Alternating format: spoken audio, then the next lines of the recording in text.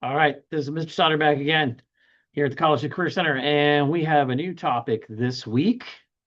And let me share my screen, and we're going to get started.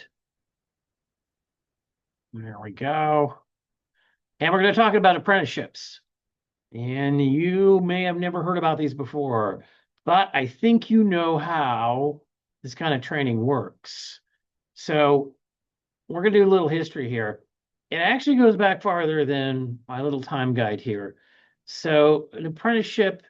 The original one might be your father or mother who you learned your skills and trade from. So that's the original training model going back to the beginning of time there. But formal apprenticeships began really in the Middle Ages. They were called guilds, and they trained under people called masters, and you would learn a specific trade from somebody. It could have been someone who was designated in the guild um, to be that kind of thing. So it really started off in the 1200s to 1600s. So colonial America, apprenticeships sort of advanced more into more technology areas too, like carpentry and printing. In the modern era, 1937 had the National Apprenticeship Act to formalize standards and oversight from the government so that we had sort of one uniform framework. Late 1900s expansion beyond construction into manufacturing now. And today, while I'm going to talk mainly about construction apprenticeships, this model that's being used um, comes in forms of healthcare, tech, green energy, and a lot of other different sectors too. A lot of those are done by companies or smaller groups that may not be union related. But today, about 600,000 people are involved with apprenticeships. And of course, most of them, because of this population of our state, are going to be here in California. All right. So what is a registered apprenticeship? They literally are going to hire you and you're going to start getting paid. So unlike a degree, right? And we'll get into that in a little bit here. This is a different form of training to prepare you for a career. And it's going to have structured training underneath a mentor, right? And that might be a journeyman, it might be a master, or it might be just somebody who has certification in the field. Usually it has broken up into two parts. One is stuff in the field, also known as on-the-job training. That could be around 2,000 hours a year and also 144 hours a year of related classroom instruction. So that could be something like a community college class. So you spend most of your time working underneath someone, right? Rather than being in a classroom. Many of the occupations that are in the apprenticeship model, it would not be practical for them to be taught in an environment where you weren't hands-on, right? Because in the end, you'd have to leave the classroom and go hands-on anyway. And this is things like construction or even things that would be of a mechanical nature, things like that, where it's just so much easier to do it live in person and see all the different circumstances of what you're doing. So this is it's basically portable employment as well. Once you're certified in a particular field under apprenticeship, you can get industry certifications, and we talked about that before, and credentials, and you can work in different states. You can test and work in different industries all over the world as well. Okay, what the heck is the difference between an apprenticeship and a college degree? Apprenticeships is paid from day one, and your wages will increase as your skills increase. As you become more valuable, they will begin to pay you more and more. The classroom is focused and tied to the specific job. So it's not going to have any general ed requirements or anything like that. These are going to be specific classes in specific topics or skills, right? Um, in a degree, you're usually going to be the one paying the tuition. Um, you're going to have a broader education, right? With more academic focus. And then after you graduate, you'll either have an internship or go straight into employment, right? Or you might even go to grad school and get even further training in your particular field, right? So many apprentices also earn college credit as they go. And so you may finish up your apprenticeship and then takes a couple more college credit courses and usually earn an AA or an AS. So how long does this stuff usually take? It varies per apprenticeship. Most of them, it's 1 to 5 years. Many of them will last 4 years. In fact, some people call it the other 4-year degree, right? And the 4 years is very typical for most of the construction and industry-related apprenticeships. It's time-based, competency-based, or hybrid models all include on-the-job training and classroom instruction. Again, it's those two components, the main one being on-the-job training. All right, again, this is your typical structure.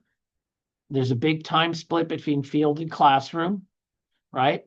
And the classroom coursework, it's not always at a community college. It may be at a training center delivered by the union, or it can be a community college or even an actual 4-year college. So what you earn at the end of it, well, it's usually credentials and licensing. You'll get a certificate of completion of the apprenticeship through the state and be recognized as a journey worker status. The unions will require you to be a journey worker to be able to work in that industry. You need to do that. You also need to get a state license. So the apprenticeship will prepare you for that. You could attempt to take the state license without an apprenticeship, but good luck. That's 4 years of knowledge you're going to need to have known to know, and you'll have to have that in the field knowledge anyway. So most occupation construction require a contractor's license, which means you need to get that state license to be able to work or to be able to work on your own as a contractor. All right, pay. You may have heard this phrase, you're going to earn while you learn. This is different than, let's say, a normal college where you're paying your own tuition, your room and board, and you're not working or you're only working part-time at something on the side. It's got a progressive wage schedule. So you're working full-time. As you gain more skills and knowledge, you're going to get a bump in pay. Typically, it's every 6 months. So very, very often, they're going to start you at maybe 50 or 60% of the prevailing wage for a journeyman. And then you're going to bump up as you go every 6 months until you're just right underneath that journeyman wage, right? So 24 bucks an hour is very common to start with. And journeyman, usually you're talking at nearly $50 an hour when you complete your apprenticeship. All right, here's some local examples. There's the International Brotherhood of Electrical Workers, Local 569, also known as ETI. And yes, they will be here. Most of the people on this list are going to be here for our construction industry career fair. Some of these places like ETI, we will actually take field trips to. There's the local plumbers union, there's sheet metal, there's the construction laborers, iron workers, operating equipment. Yes, that's the big cat machines. And then there's AGC, which is really contractor school, which has a bunch of apprenticeships underneath it. Again, many will be here, so you can talk to them today, as well as at some of the fairs in the future. And again, the ones we will definitely go to this year will be places like ETI and AGC. How to find and apply? Well, come talk to me. I know a lot of the apprenticeships in the local community to point you at. I have some materials here too in the College and Career Center. Don't miss the construction industry fair today, which is right after your lesson. I have left a couple of links in here. The one goes to the state database. It has all apprenticeships. You choose San Diego County, and then you can peruse each one of the occupations to see where the apprenticeship is connected. And yes, they do have stuff besides construction. There's cosmetology, tech, right, and other things like that. There's a main government website one called apprenticeships.gov. That's very helpful and also lists tons of apprenticeships as well. What it takes to get in, yeah, you got to graduate high school. They won't sign you up before then. They're trying to work on that so that you can. You definitely are going to need a high school diploma, be age 18. You know, have to have a valid driver's license. They will give you a test. A lot of times it's going to be a language and a simple math test. Some of them, like electrical, will get more into algebra. You'll need to know your basic algebra. Probably integrated one would do the trick.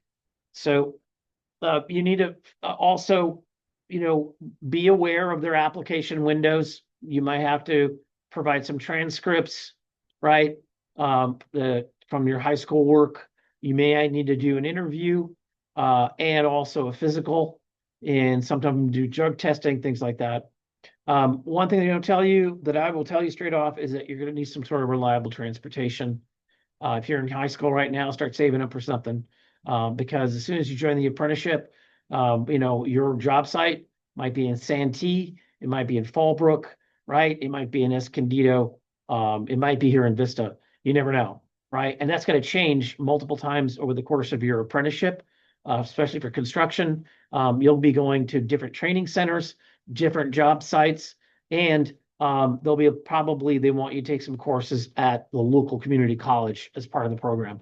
So you can do it on a bus pass, right? They're going to say you're going to show up at this work site at 5:30 a.m.